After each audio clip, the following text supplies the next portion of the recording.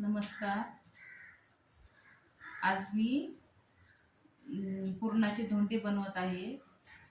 माझ्या नातवाचा बड्डे आहे आज आणि धोंडी जेवण पण आहे. आमच्याकडे पाहुणे येणार आहे. त्यासाठी मी पुरणाची धोंडी बनवते. हे असं हे लाटून घेणार आहे मी. असं घट्ट पीठ चुरायचं याला आणि पुरण करून घेतलेलं पुरणाचा भरून धोंडी बनवते.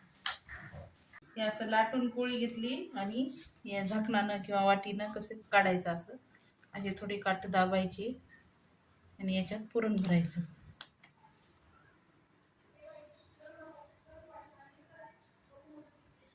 हे असं दाबून भरायचं, असं करायचं, असं थोडंसं दाबायचं, असं करायचं.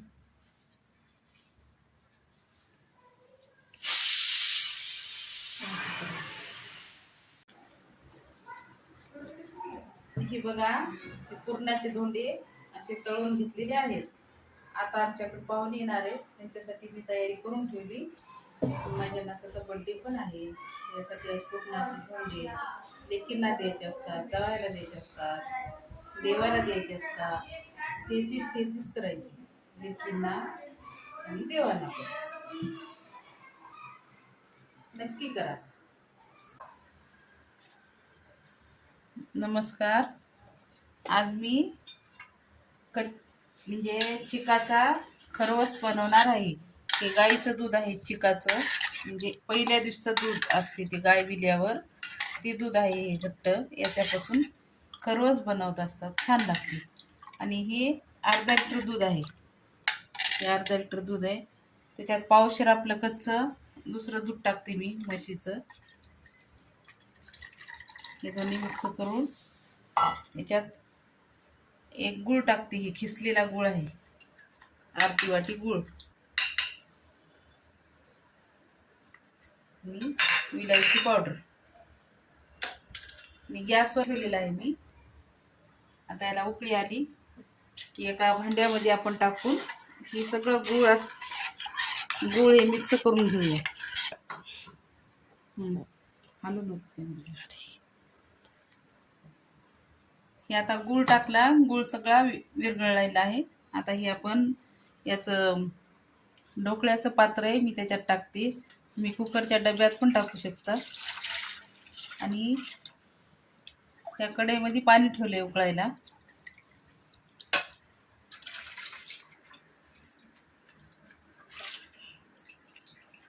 आता याला झाकून ठेवू 20 मिनिटासाठी.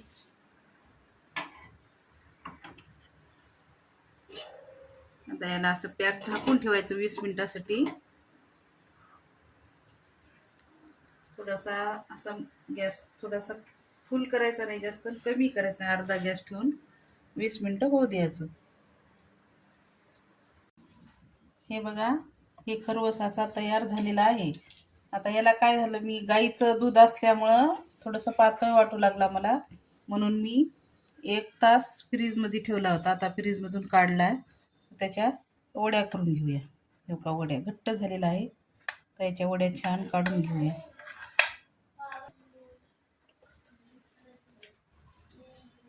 खरवसच्या वड्या अशा तयार झालेल्या आहेत काढून. बघा किती छान झाल्यात. हे बघा, ही अशी लुसलुशीत छान वडी झालेली आहे. करून बघा. लाईक करा, शेअर करा. धन्यवाद.